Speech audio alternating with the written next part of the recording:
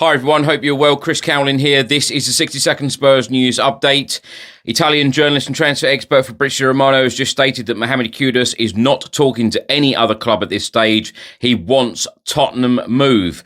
Mohamed Kudus already said yes to Spurs project, and club-to-club talks with West Ham will continue soon. The clear intention is to join Spurs.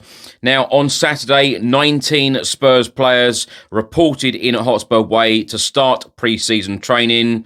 Vicario, Kinski, Austin, Keeley, Spence, Dragushin, Vluzovic, Phillips, Abbott, Donnelly, Devine, Bergval, Kulusevski, Solanke, Scarlett, Lancashire, Valise, Brian Hill, and Yang Min-hyuk.